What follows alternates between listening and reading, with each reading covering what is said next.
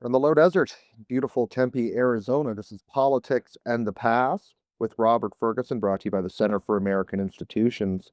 And one last time before he goes off to Prague for the rest of the summer, we have South Dakota Jack Hinrichs on. Jack, how are you doing? 48 hours to go until Prague. How are you handling it? The anticipation. I'm so excited. I'm bouncing off the walls. It's gonna be so much fun. I've got a lot of laundry to do between now and then. I have a vague idea of where my passport is, but I should probably have a more definite idea of where my passport is.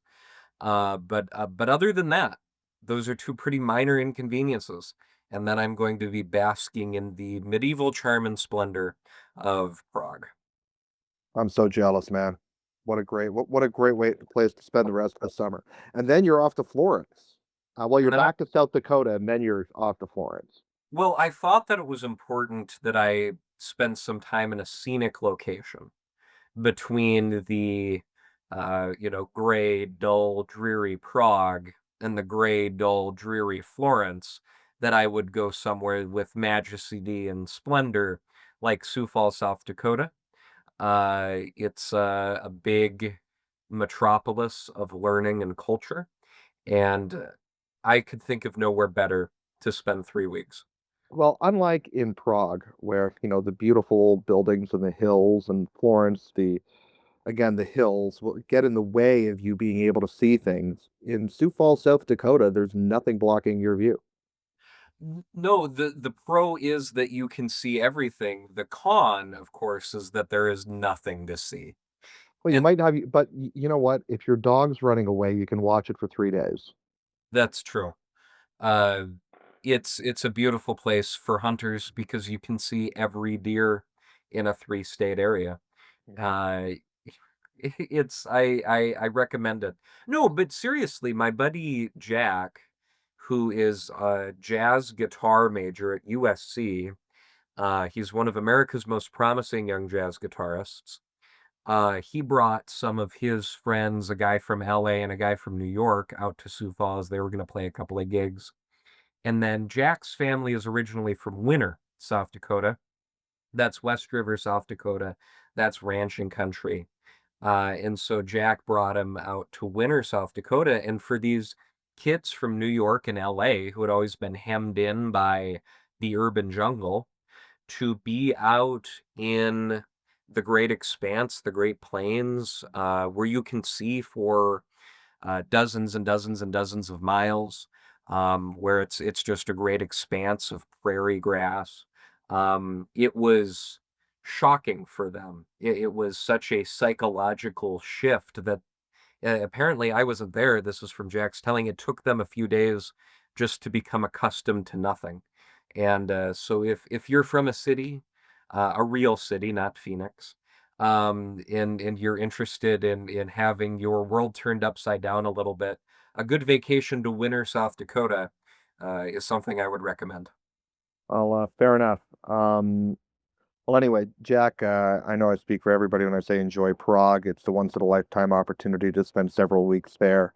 And same thing with Florence. We'll have to live vicariously through you. I'll send lots of pictures. Good. All right. So before you run it away, there's been a bunch of news on the primary calendar, and that has been a kind of a focus and theme of our show for the year is the primary calendar. Um, and but I do want to kind of wrap a few of these things up for a while because I kind of want to go back a little bit to, over the next couple of weeks, we'll wrap it up. It won't just be this show, but I kind of want to go back to sort of the more structural analysis of politics, both historically and today. But there are a couple, but there are a few things I do want to touch on. First is, and kind of some themes that we've been discussing. One, I'm gonna start briefly in the UK. Nigel Farage has resigned his seat, in, Clacton. Clacton, I think? Yeah, Clacton or Clacton. I'm not Yeah. certain. Yeah. Um, I Our country fought 250 years ago for the right to not know how to pronounce that word, right. and that's beautiful. I might have I should have looked it up before I jumped on, but, I think it's Clacton. Anyway, he resigned his seat. A couple of scandals are some financial scandals are kind of swirling. He's resigned it to basically have a by-election called, and he's going to contest it again.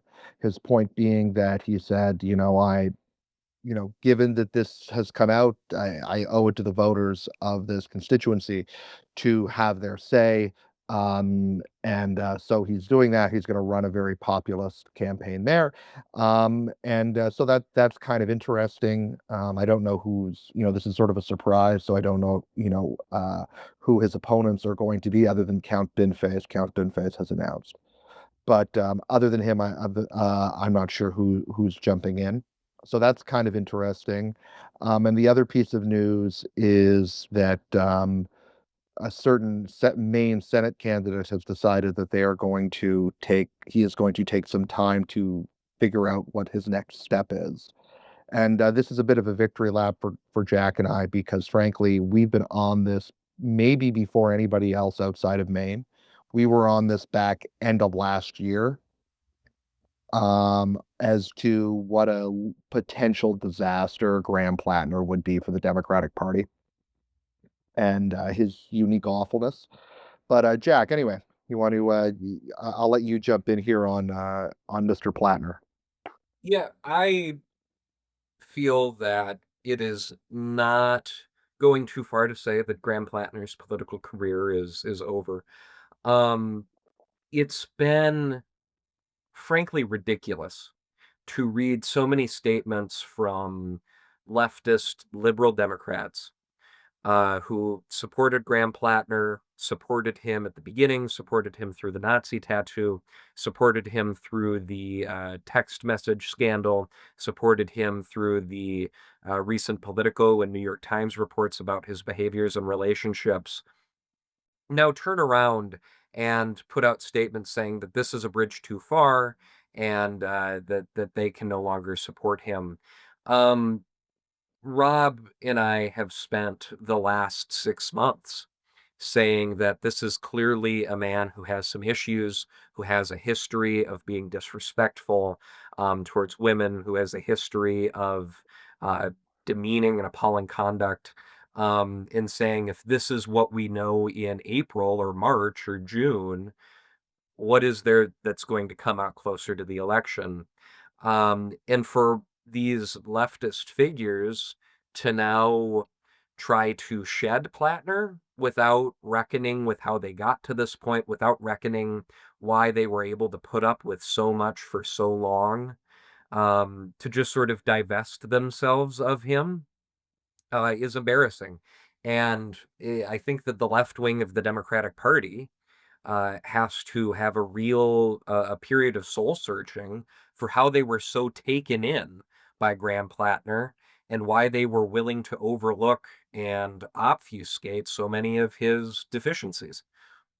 Yeah, well, I mean, I think that does it very well. I don't want to get into the actual claims here. They're People you're either disgusting. aware, yeah, they're disgusting. People are either aware of them or you can find them other places.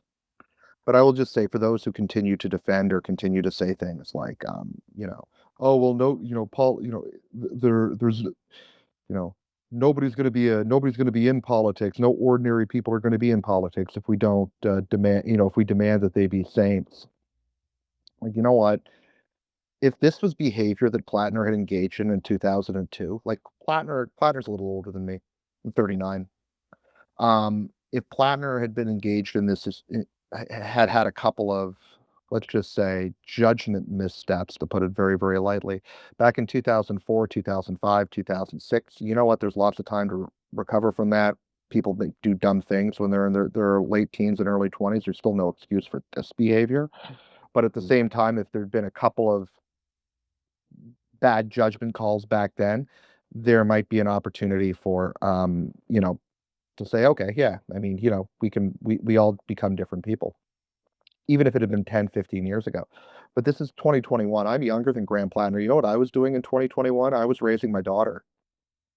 I was there with my wife in the hospital, making sure that my daughter was okay. I was worried about that. I by no means am a perfect person. In fact, I'm pretty far from one. But even I, by 2021, who's younger than Graham Platner, was at a point in my life where I was just like in full on family mode. Whereas Graham Platner was engaging in these, salacious rendezvous. And anyway, Yeah. not much else to say And there. and these allegations are so far Mhm. beyond the pale. Like, here's the thing. Agreed. Agreed. Yeah, Yeah. yeah. It's not Like, even. Yeah. yeah, I'm no, I'm a student at Arizona State University, a college student at Arizona State University. I've seen over the past few years a lot of people who are fundamentally decent people do some stupid stuff because because of their age and in the circumstance and the context. Like but it is commendable for those people a few years later to come out the other side and have grown as a person and to apologize, and to become better in the future. But for him to be doing these things, as you said, well into his maturity, Mid 30s. like, yeah, as a mid-30s, as an individual in his mid-30s is ridiculous.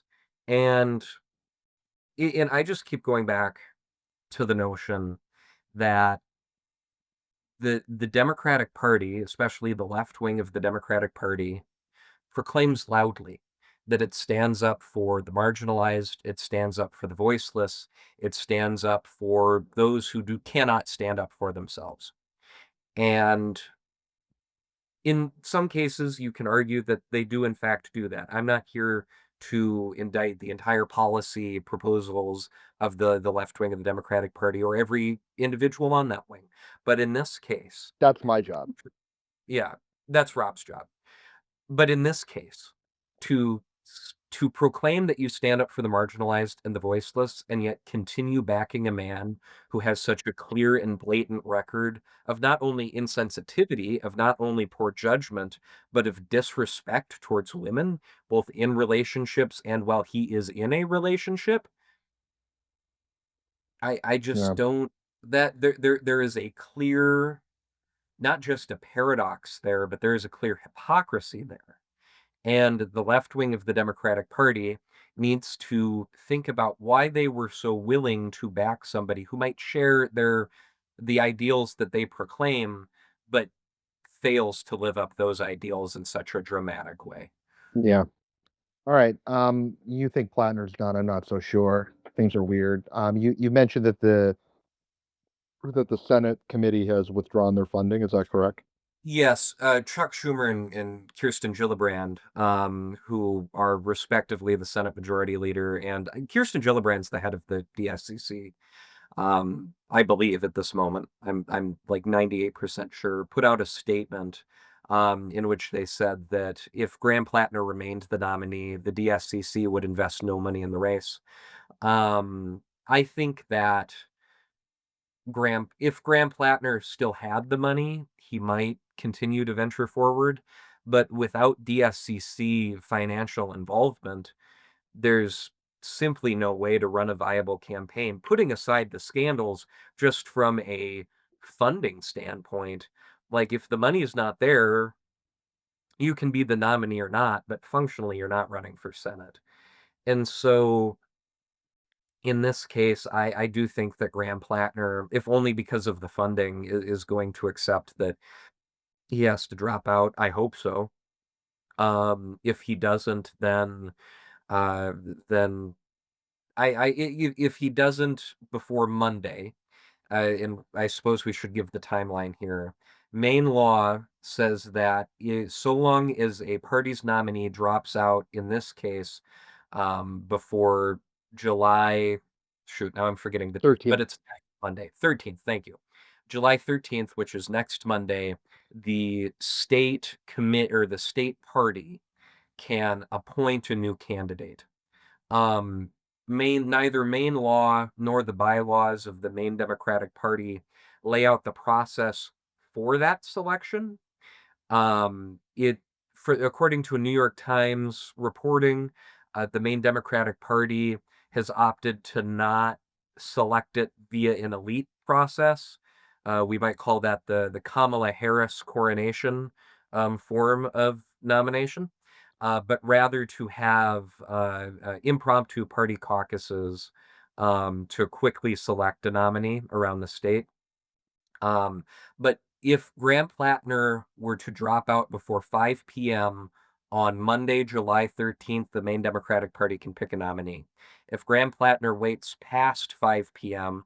on Monday, July 13th, then short of death or serious injury, his name's on the ballot. And there is nothing you can do about that. Yeah. It's interesting. See how this plays out. There's a lot going to go into this main election. We'll shelve it for another time. I want to talk about how this might have, you know, this decision, however it goes, might create a schism within the main Democratic electorate, no matter how it goes at this point. So there, anyway, lots to discuss down the road. But I do want to get to the real purpose, the real thing I wanted to talk about today. Um, and my pivot to that is gonna be, how does this affect Bernie Sanders? That's a fantastic question. I think that's the $10,000 question. Before we launch into an answer on it, I think it's important to note that Bernie Sanders sort of went out on a limb in endorsing Graham Platner as early and as vocally as he did. Other prominent figures on the American left, like Alexandria Ocasio Cortez, for example, did not endorse Graham Platner, did not support Graham Platner. And so this, That's important. I wanna go back to that for a second. That's important. AOC didn't has not campaigned for Platner or endorsed Platner, correct? no, AOC has not, to my knowledge, endorsed or campaigned for Graham Platner. At least And prominently. so, Maybe, by default at some point, especially once he got the nomination, but mhm. I don't certainly not before that. No. And that stands in contrast to AOC being a vocal proponent of other left-wing Democratic candidates, like Dr. Abdul El Sayed in Michigan, for example, where AOC is a vocal supporter. And so this is specifically a Bernie Sanders issue or mistake. Mistake, I suppose, implies a level of it being an accident. A Bernie Sanders problem. And so I do think that it diminishes his credibility within not just the left wing of the Democratic Party, but the Democratic Party as a whole, in a situation where otherwise Bernie Sanders would seem to be building up some institutional support and power within the Democratic Party, given all of the very progressive populist Sandersite figures who are winning primaries. Mhm, Um, this is a very serious blotch on his otherwise, I don't want to say sterling record, but record of success. mhm. It also happened in his backyard. Hmm. It's one thing if this had happened, let's say, in Oregon or, out west or in the South or something like that, even the Midwest. This happened in his backyard, so it's, even more of a damning indictment, I think, on his judgment. And like Bernie Sanders, and I mean, I don't know anything about Bernie Sanders's internal monologue or psychology. I can't tell you why he chose to back Platner. Um, but it very seriously calls his judgment into question in a moment where the left wing of the Democratic Party, and this gets back to the institutional or structural questions that we want to address, the left wing of the Democratic Party has seen some pretty dazzling success in primaries over the past year and specifically within the past month and a half or so. And for such an ascendant wing, it is important, in my opinion, to have a figurehead, a leader, a spokesman, a person that people can trust and people can turn to, who can settle internal squabbles, who can direct strategy and messaging, who can be the public face. And Bernie Sanders, sort of by default, would have been that public face. He is Mhm, the eminent member of that wing of the party, and this Plattner debacle, um, very much, in my opinion, jeopardizes that role for him and destabilizes his eminence and his influence within the Democratic Party. And that has some structural questions for the left wing of the Democratic Party, i.e., if not Sanders, then who? Yeah. All right, I'm gonna criticize Sanders here for a minute. Okay. Um, One of the things that I really deeply distrust about Bernie Sanders is he surrounded himself by people 3 generations younger than him. That's a bad reflection on you as a person, by the way. For anybody out there who is an older person who, it's one thing to hire people who are younger than you, it's one thing to socialize with people who are younger than you, but it's another thing to lead a movement where you are the geriatric and everybody else is like 40 or 50 years younger than you. I in the last episode where we talked about Platner, the literary illusion I used was Raskolnikov for Platner. I'm changing it a little bit to suit my purposes today. The Sanders gang um, reminds me of Fagin in Oliver Twist. Yeah. He was reminding me of Fagin from Oliver Twist. Now there's some I recognize that people might think that I'm making some anti-Semitic connection there. I'm not. The archetype is the fact of an older person who surrounds himself by younger people because he can control the younger people, because he can manipulate them. I wouldn't have said that about Bernie Sanders until this year, but he's starting to emerge as this Fagin-like figure. In which case, if we're changing it from Dostoevsky to Charles Dickens, Platner becomes Bill Sikes rather than Raskolnikov. But I'm still content to Yeah. leave him where he was before. But my point is that you've got this little young gang of people, the judgment of which is sort of up in the air, and the moral authority is very up in the air. And you have a guy who's at the center of it who cannot be president. We don't think Bernie Sanders can be president anymore. His chance was maybe in 2020. It's not in 2028. It's too old. But he's this central figure of a movement that is reminding me of to a certain degree, reminds me of the Fagin gang in Oliver Twist. And, in this sense, and in my illusion, or his literary choices, the other really important figure is not Fagin, but the Artful Dodger, and that's Zohran Mamdani.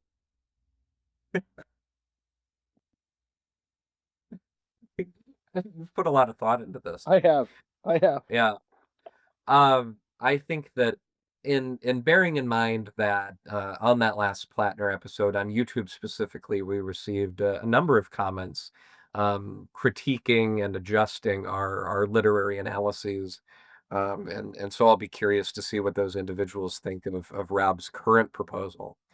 I think it's worth noting before we jump to Mamdani and his machine in New York, that Bernie Sanders has a long record of being a pretty lousy, or of hiring some pretty lousy people.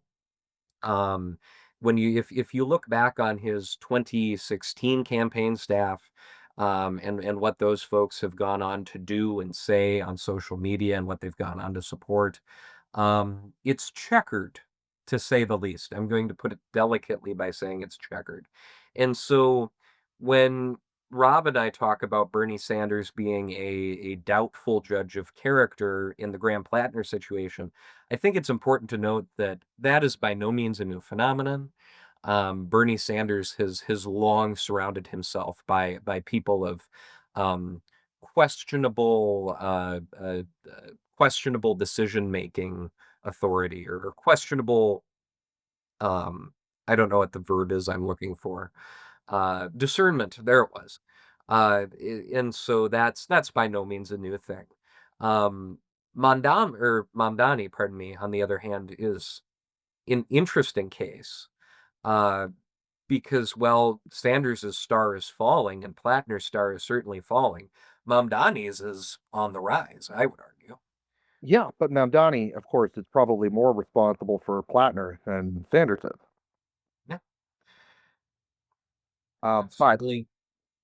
he's the young guy. He can kind of get away with a lapse in judgment. You're Bernie Sanders. You're in your 80s. You can't get away with it. Yeah. You can't be simultaneously the elder statesman and naive. No, you can't. In Mamdani, by virtue of both running that campaign for mayor and being mayor, has the obvious out. Look, I was busy being mayor. Um, I Now that outsourced this. just I yeah. outsourced the vetting. I outsourced a lot of the stuff, and I'm the mayor of the most important city in the world. Mhm. Agreed. Like Yeah.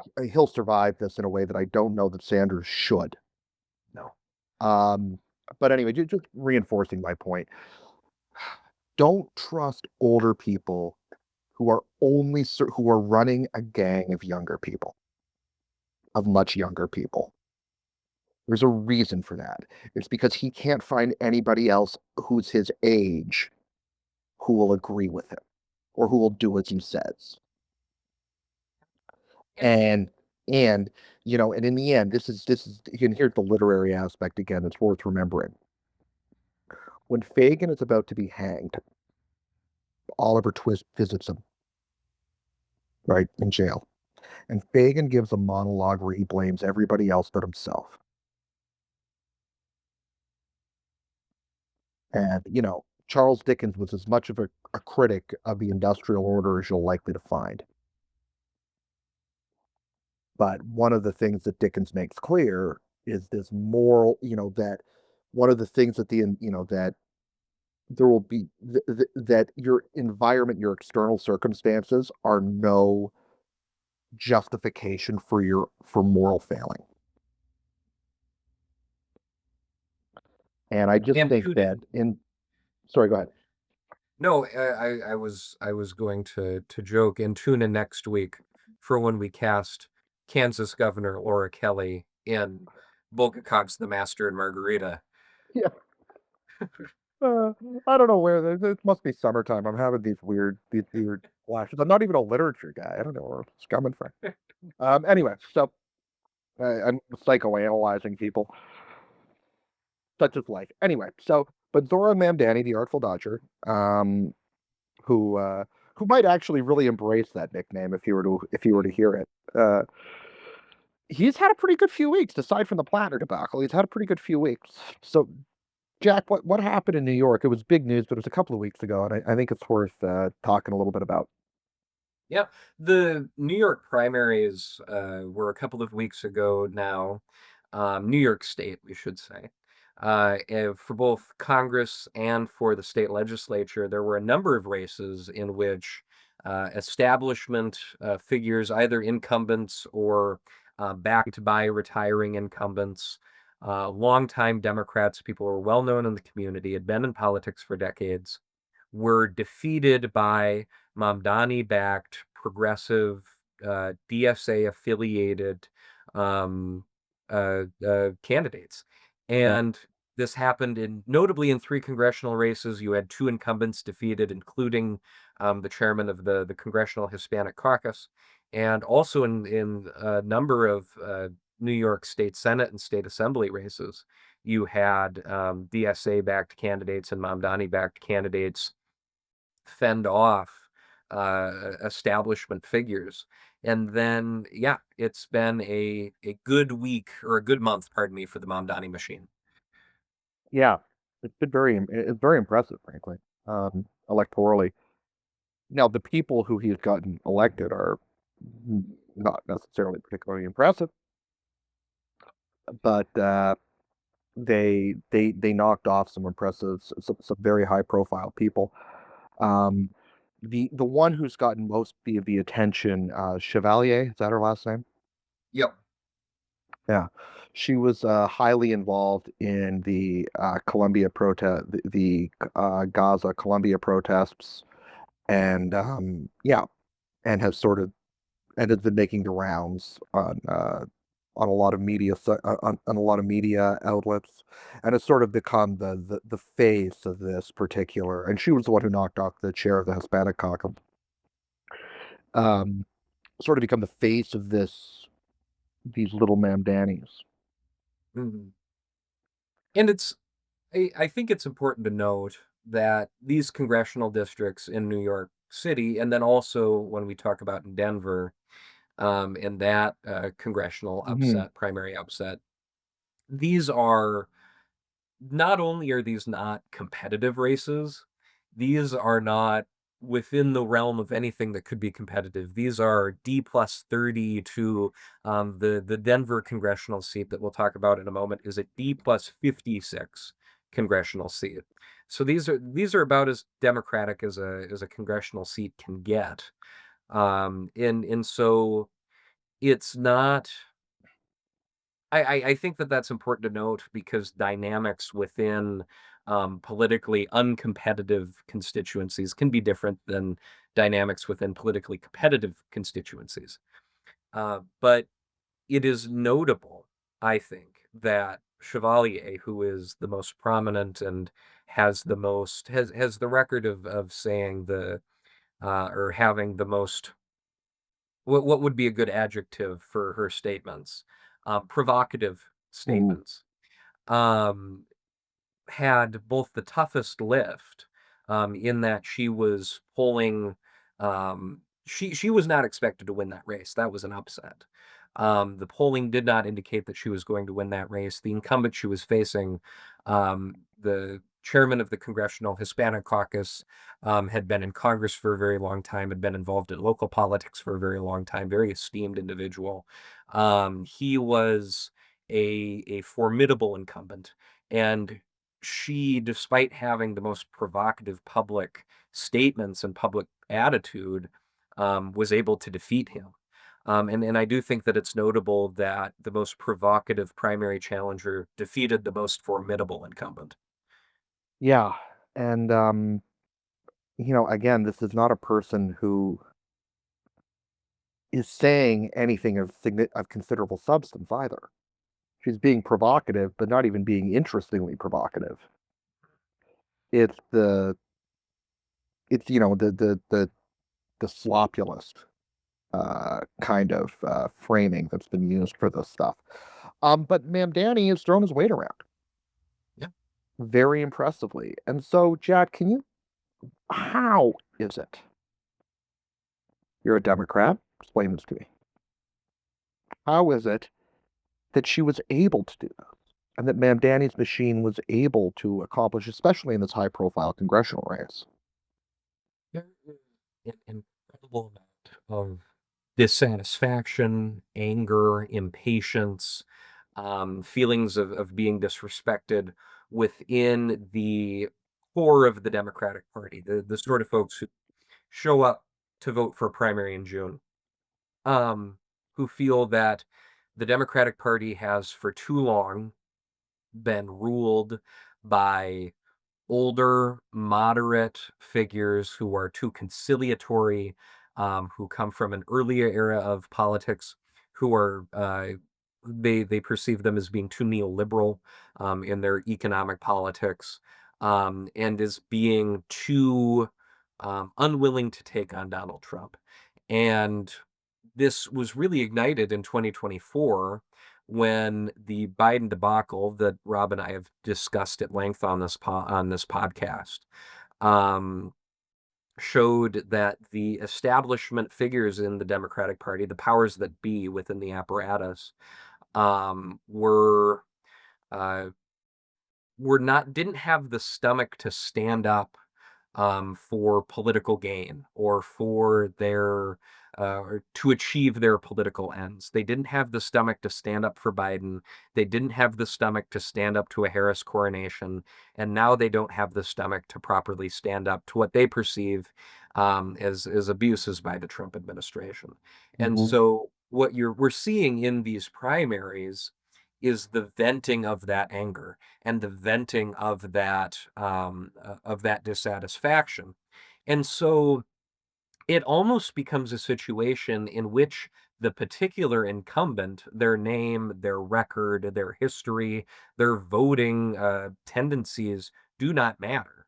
The figures that are being knocked off in these Democratic parties, I'll use Representative Espelot as an example, who was knocked off the by Chevalier, is not a right-wing Democrat by any stretch of the imagination, is not has voted to impeach Trump a number of times, has supported Democratic policy priorities.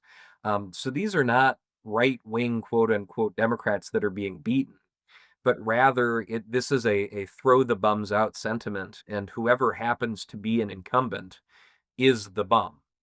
Um, Right. and so, yeah, what you're seeing is a venting of anger. Right. We're in the process of, I think, just structurally a major party like a major electoral realignment, right? And we saw that on the Republican and kind of between 2016 and 2024, and we're seeing it now on the Democratic side of things.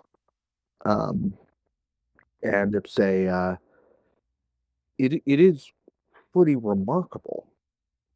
Although, I mean, I must say, Jack, I don't disagree that that sentiment is there, what you just explained to me. But all of the messaging I see is about Israel or billionaires. It's billionaires. It's not even neoliberalism anymore. It's just billionaires in Israel. Yeah, I sometimes wonder how, to what degree, um, I know that there are any number of Democrats and progressives who genuinely feel that Israel has abused their position, that Israel has done wrong in this conflict. And I don't want to demean the sincerity of the rank and file's beliefs. However, I do think it's notable that the period in which this progressive wave really took off, the period in which the kerosene was ignited, coincides with October 7th and the bring and when this conflict was brought to the front page. I wonder sometimes which is the chicken and which is the egg. If the progressives were coming to power anyway and they seized on October 7th and the Israel-Palestine conflict as a handy dividing line between progressive Democrats and establishment Democrats, or if the Israel-Palestine conflict in some way contributed to the rise of progressivism. And to a degree, it's both, I'm sure. But I do think it's notable that there's been a conflict between Israel and Palestine for well on 50 years now. Senator Jim Abrask, senator from South Dakota, the first Arab American to serve in the U.S. Senate, was discussing this conflict and inveighing from a progressive standpoint against Israel in the mid 70s. And it is really only today that it has become such a high profile issue within progressive circles. And given that, I wonder if it's not a yeah, if it wasn't opportunely timed, if it wasn't seized upon as being a nice dividing line. And Yeah. again, I don't want to, and I know that there are many progressives who deeply feel this, and I don't want to demean the depth to which they care about this issue. Mhm. I'm talking again about elite figures within the progressive space who are in some way setting the agenda. Yeah. I mean, you're right. This is a major issue that goes, American feelings on that, this and divisions over this go a long way back. I mean, let's not forget that Robert Kennedy Sr. was killed by Sirhan because Robert Kennedy supported Israel. Um, and so, this is an issue that is a live wire issue going a long way back. I do think that that this issue was in the background in the 20 teens when a lot of Gen Z came to political consciousness, for instance, like around Donald Trump and around, climate change and other issues. And, this issue was huge when I was young, around the era of the Second Intifada and then the Israel-Lebanon war that began in 2006. So, I mean, this was front and center, when I was younger. But for a lot of people, when they were coming to political consciousness, this had receded to the back pages and was not a frontline issue. And then October 7th happens. I think a lot of well-meaning Americans are confused, but it also fits neatly into the settler colonial imperialist uh, framework that they've all adapted in other worlds, not specifically for this, but in other thinking about in other contexts. And so it neatly fit into that. Of course, again, what launches this entire thing is a brutal and vicious attack by Hamas on innocent Israelis. The brutality of which I still don't think people have come to terms with or even recognize. And say what you want, people can say what they want. There's obviously going to be significant amounts of disagreement on the Israeli response, both in Gaza and then in the West Bank, but and Lebanon. But there's um, it's an issue that I just, I don't know. Yeah. I think Well, this is the issue that has created a major emotional response in people.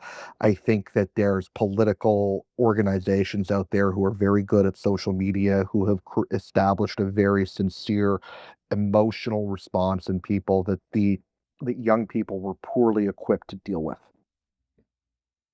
and our listeners will recognize how carefully Rob and I are choosing our words here, because this is such an evocative issue.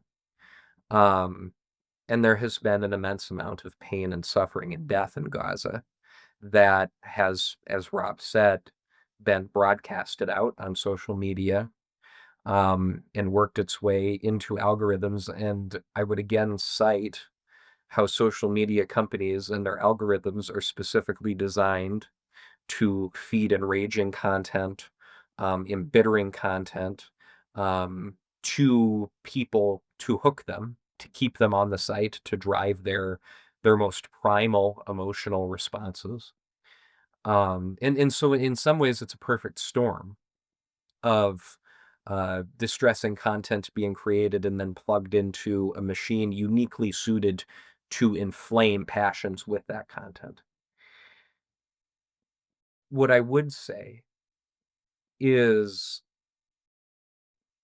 in 2012, to go back to your earlier point, if you'd asked a Democratic primary voter, where does the Israel-Palestine conflict rank on your list of priorities? I imagine, and you can disagree with me, Rob. I wasn't voting in 2012, of course. But I imagine it would have been, I don't know, eighth, ninth, 10th place, maybe a little higher than that. And so I think that it is notable to see how much it has been driven to the forefront. And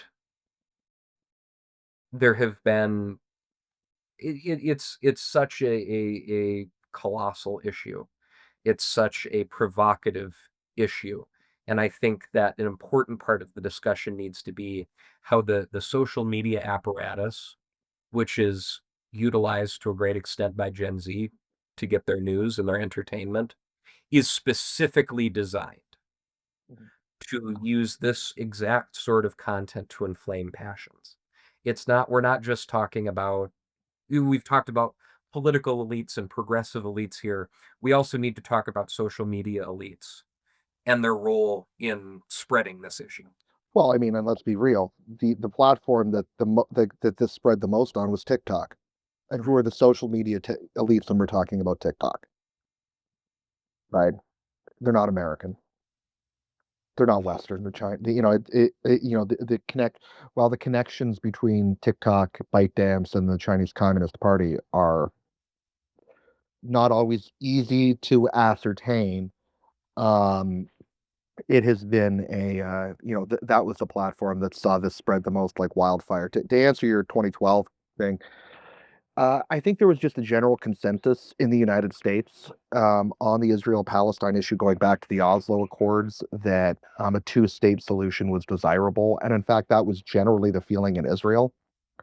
And with the PLO, even that the two-state solution was desirable. Now, what that meant was very different to everybody, but generally everybody can say how to what it means and how to get there. There was a lot of disagreement over, but generally, I think most people, whether they were an arch Republican in the United States and an most progressives in the United States, most people in Israel, and even people at least in the West Bank leadership, generally thought that a two-state solution was desirable. And again, huge amounts of disagreement on what that actually means. But that consensus was blown apart on October 7th. And so, you know, it, and I think what happened in Israel is there was loud noises that maybe a two-state solution is no longer desirable. And in the progressive left across the world, there was a view that you're right, maybe a two-state solution is not desirable. And what they mean by that are the opposite of things. And so that kind of, I can't think of the word for it, but that was the consensus that I think had kind of kept this issue, at least within the realm of decent politics, I guess, until it was removed. But anyway, I brought that up because I just think that this seems to be the emotional issue at the heart of this left-wing populist rise that's just being associated with Mamdani. Now, Jack, can you think of anywhere else in the United States? You know, New York sort of has this history of machine. New York City has a history of machine politics, right? Especially in the Democratic Party, going back to Tammany Hall. Um, you Well, know, in the Albany Regency, it's The Albany Regency, then the Albany Ring. I mean, New York is kind of, and then look at Atlantic City, right? There was political machines, in Atlanta, right? Kasim Reed ran a political machine until he retired, and the current Democratic nominee for governor, Keisha Lance Bottoms, took over and kind of blew that machine to smithereens. But can we talk a little bit about machine politics? it's such a fascinating topic.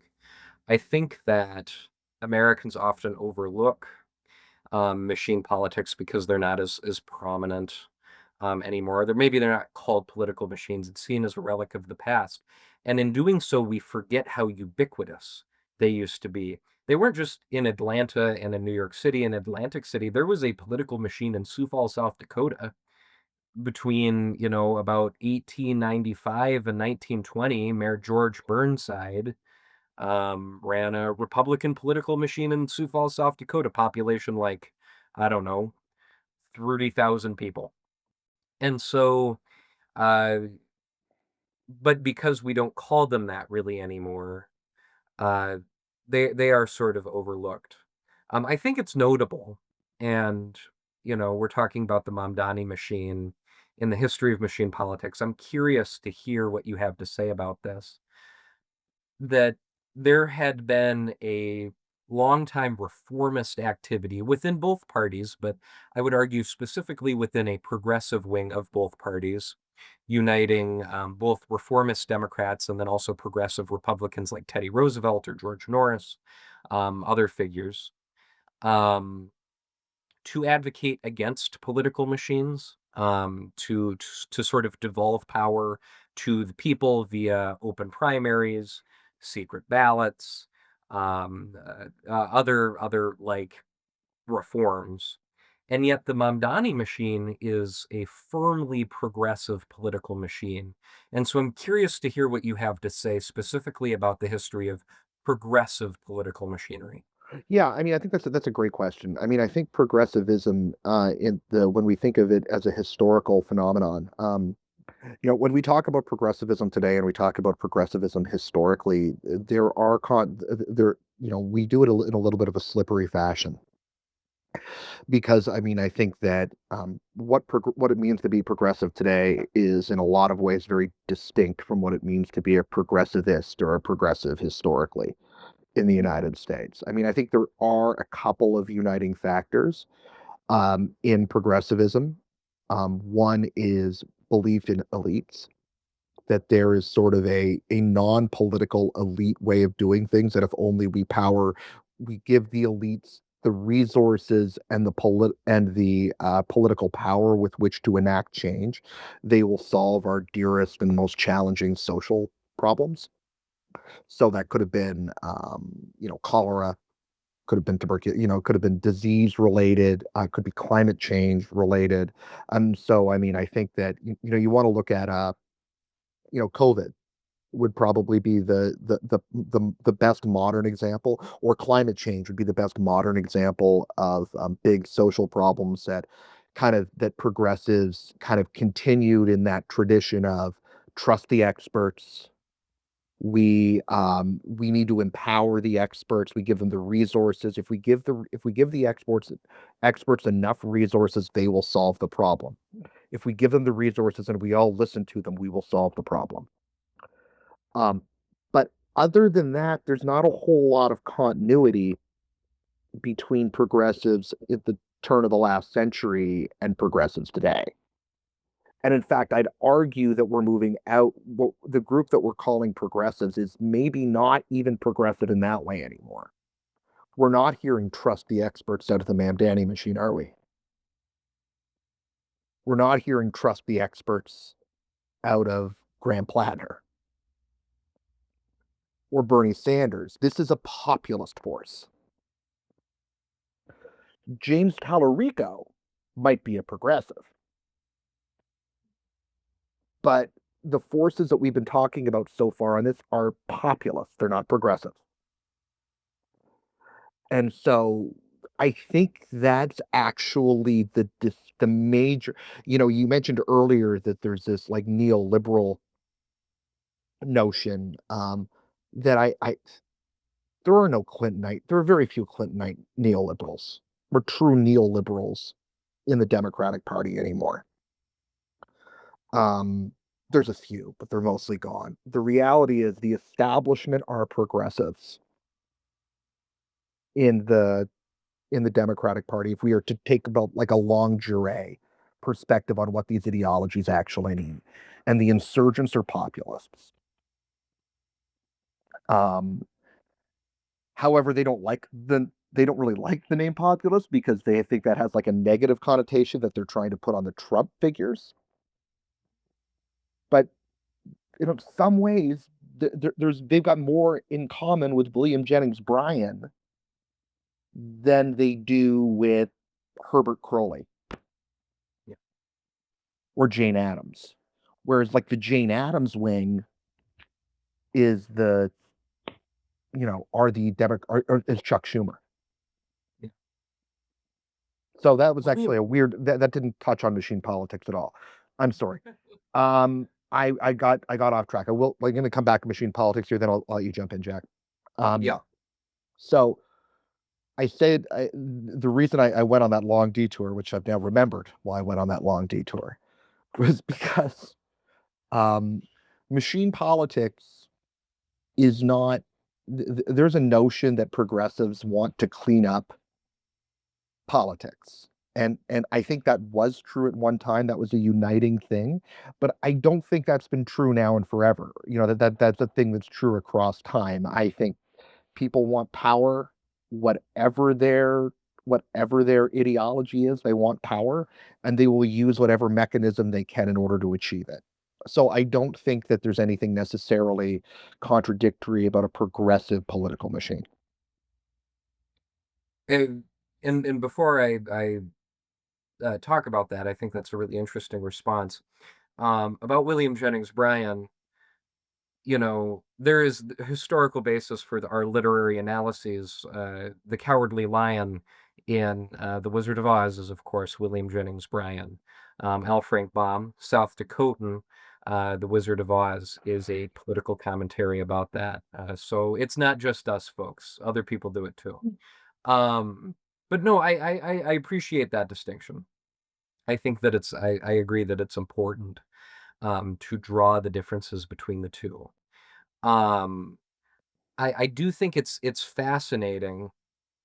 I was wondering, Rob, if you could talk a little bit about right-wing populism in the uh, what you might call the progressive era, or 1880s to 1920s, because as you mentioned, there is a significant amount of right-wing populism that is occurring today that is confusing the terms, and yet we don't talk about right-wing populism from that area very often.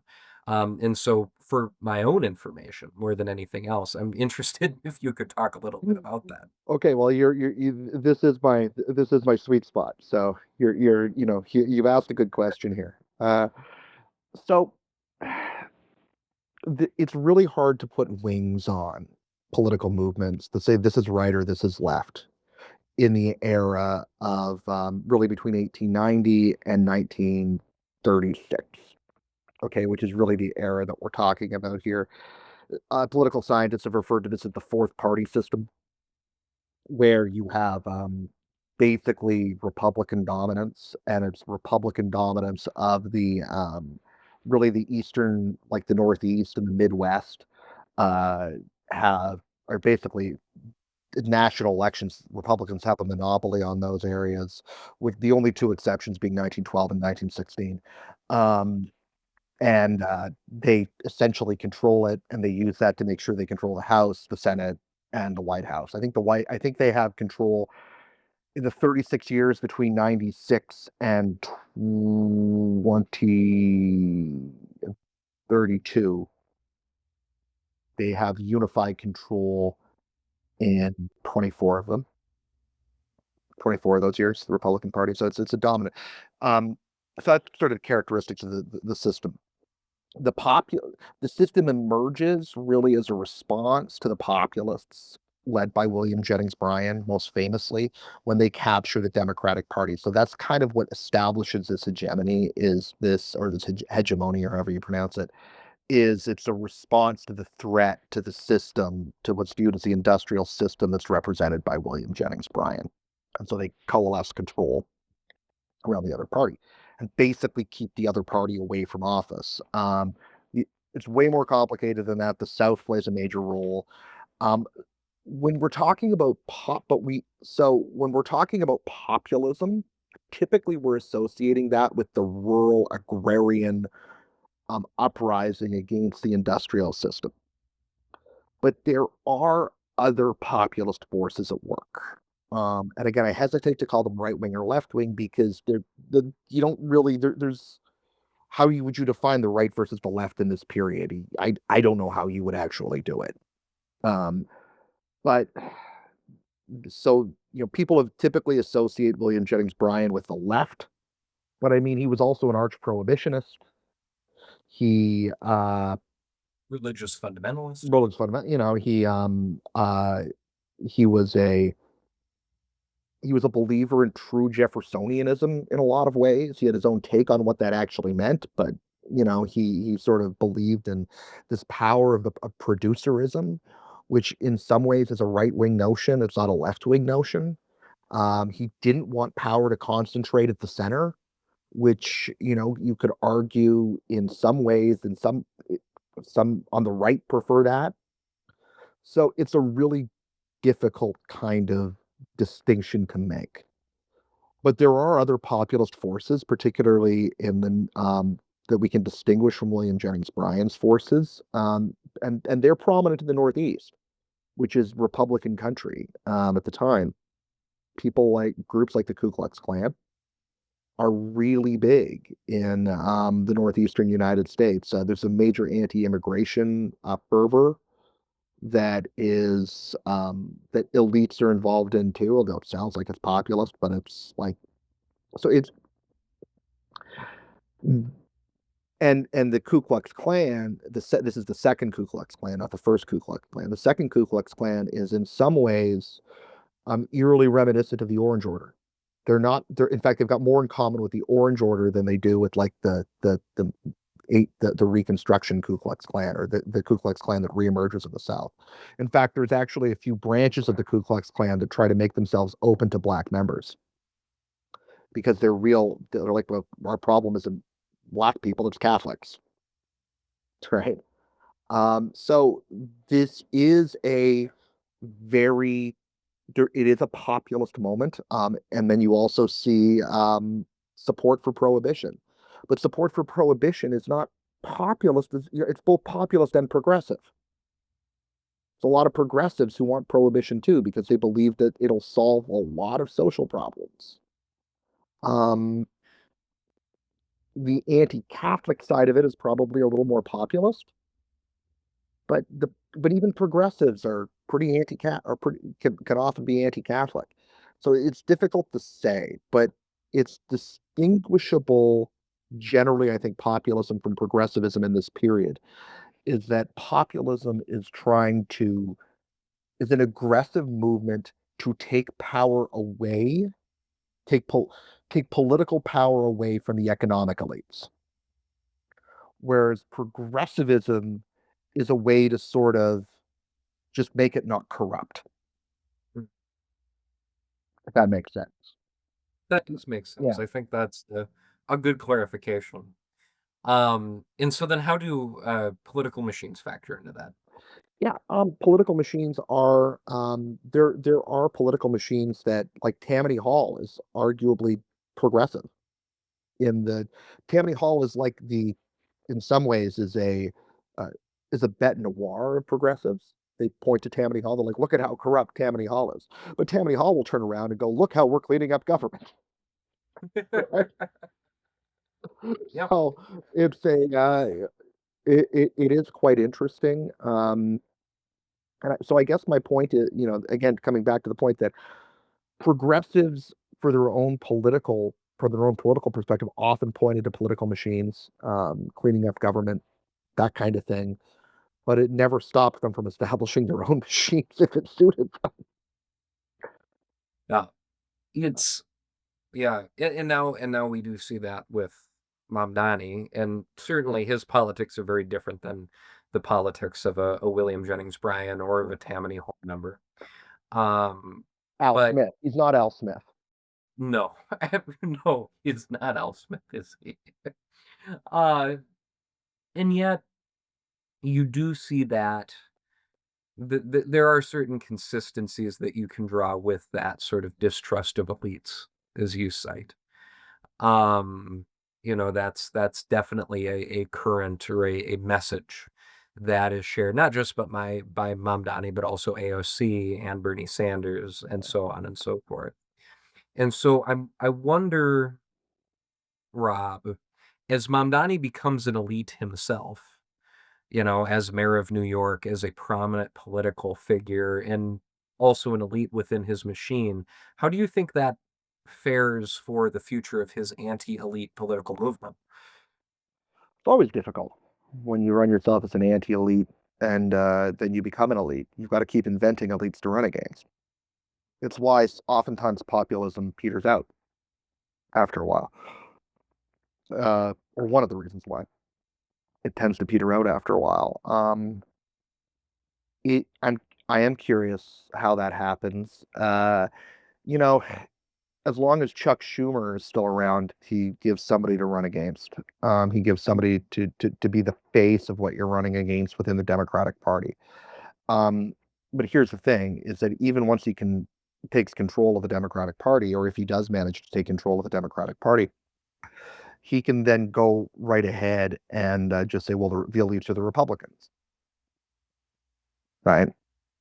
And so, oh, look at the crypto billionaires, look at the billionaires and, around the Republican Party. Yeah, we got rid of them in the Democratic Party. They went fleeing to the Republican Party. And so, um, and what's going to happen, of course, is I think what you're going to see is you're going to see the Republican Party running a populist campaign, complaining about the elites, the academic, journalist, cultural elites that are surrounding Zohran Mamdani and whoever the Democratic nominee is, 2028. And the Democratic Party is going to say, look at all the economic elites that are around whoever the Republican. nominee is in 2028, and they're both going to be running populist campaigns against different elites. Uh, yeah, as proud members of the liberal academic intelligentsia elite, here at the Politics in the Past Desert Dialogues podcast. Well, I don't know about Uh, that. You can call yourself whatever you want, but no, we're in this together, Rob. no, Can't get out of it now. no, no. I mean, my my perspective is my own bearing is independent of virtually all of that. Um, as befits somebody who's trying to just analyze as opposed to have a team that I play on. Maybe there's my That's what elitism. such There's a my great elite. host podcast. Yeah, there's my elitism coming through. But um, it is. I think that's we're at. We're at a period where both parties are consumed by are going to be have populist messages. Um, and I think it's a I don't know, but I think that's where we're at because it is. And now here's the thing: the Democrats have been running against the elites since Andrew Jackson, right? And baby Thomas Jefferson, and it's they have oftentimes represented the elites, right? That's never been a barrier to them running against elites. So Zohran Yeah. Mamdani will, Mamdani, of course, can't run for president. He wasn't born in the United States, was he? No. No. And that's actually an interesting thing. It's the two people that we've talked about the most on this show. Bernie Sanders is probably disqualified from being president because of his age. Yeah. And Zohran Mamdani is legally disqualified from being president. So both of these guys who are leading these major populist left-wing forces, neither one of which is going to be the leader. Yeah. Yeah. It's an interesting predicament that the Democratic Party finds itself in, and 2028 Yeah, predictions, of course, are their own podcast. yeah, exactly. Um, But anyway, Jack, I want to get back to machine politics for a second. We are running out of time, and we didn't talk anywhere near as much about machine politics as I'd hoped to. But I am curious, in your why is it, do you think, in urban areas, they're typically considered an urban phenomenon, but are they a rural phenomenon too? that's an interesting question. I would say that they are a rural phenomenon, um, to a certain extent. If you think of a machine as being more than just a political organization, because, and my understanding of this, and again, correct me if I'm wrong, is that machines like Tammany Hall functioned almost like benevolent organizations, They where the could, machine was not only, this is who you're going to vote for, but this is who you should approach about getting a job, and this is who you should approach if you need, a little welfare, or if you've got a widow or an orphan in the machine. And you do see some of that within rural areas, both historically and today. Um, I do think that there is an extent to which just the diffuse nature of rural areas defeats some of the machine elements. It's hard to so totally control politics if, for a practical matter, you have to drive 400 miles to the next population center. It makes that level, that distance allows for more independence of thought, perhaps. perhaps. I mean, I Um, I I I I think that they exist in rural areas too. We have the big man rings, the phenomenon of that, like local big men. Those are oh, oftentimes the equivalent of political machines. They just look a little bit different. They're almost yeah, more just not on the same scale. Yeah. they're almost more personalized. Um, Whereas in now machines can be personalized too. Look at Crump in Memphis, Nucky in Atlantic City. Again, those are the examples that are leaping to mind right now. I guess I watched Boardwalk Empire not too long ago. I guess that's why it's in my head. But it is this. We sort of think that they're not a big part of politics anymore, but they are. They just look different. They're a little more hidden. And I think in New York City, what you're seeing is the former regime, whatever that looked like, is being Mamdani has launched his assault against it. And it might not just be in New York City, it might be a New York State regime, Democratic regime. Yeah. Um, so it's a, but I mean, but also, we didn't talk about Colorado, but he's having an effect around the country. Yes, absolutely. He is a disruptor, to be sure, all across the nation. You It'll know what? be The Spurs owed it to us to win to win those games in order to make sure that this wouldn't happen. I wonder how, because there has been some political science literature that's talked about the effect of major sports victories on politics, presidential. If the home team wins, um, the incumbent party does see a boost historically. Interesting. And so it would be fascinating. I don't know how you would do it, but for a political scientist to go into New York and figure out how many votes Mamdani and the Mamdaniites won from the Knicks. Yeah, because it was pretty close. Like they were right near each other as far as proximity goes. And you know, man, Danny, there's a reason why every New Yorker was running to put on a Knicks jersey. Mhm. Every New York politician was trying to put on a Knicks jersey. Yeah. Many of whom probably did not do not understand the finer points of the game. No. You've got to feel bad for the Nets, huh? Yeah, right. Well, it's like 2016 in Chicago, right? Yeah. Everybody all of a sudden put a Cubs jersey on, and it's like, hold on a second, you got another team in Yeah. town, guys. There's another baseball team right down the Yeah. L. Yeah. Uh, and you know But the team that and in fact, if that happens, if one of the like let's say the major team wins in a city, the politician you need to support is the one who says, "While I am grateful that our city, while I'm grateful and I'm very happy for all of the fans of that team, and I'm looking forward to the opportunities that is created for our city by this victory. I'm a White Sox fan and I'm not that happy, or I'm a Nets fan and I'm not that happy. That person is worthy of your support, folks." absolutely. Well, except for the fact that they're a White Sox fan, and that means that they support a team playing against the Minnesota Twins in the American League Central. Um, White Sox fans in that case are evil and uh, deserve persecution. But other than that, Or to become Pope. or to become the Pope, I suppose they are divinely ordained these days. That's a shame. We They need to need all the elect help a they can get, let's be honest. yeah, Uh, they do. Um, all right, well, Yeah. we're gonna wrap it up there. We could talk endlessly, of course. But anyway, Jack, have a Mm, great time in Prague. I will. And You have a great time in Arizona. Enjoy the beautiful weather. will do. Thanks, Jack.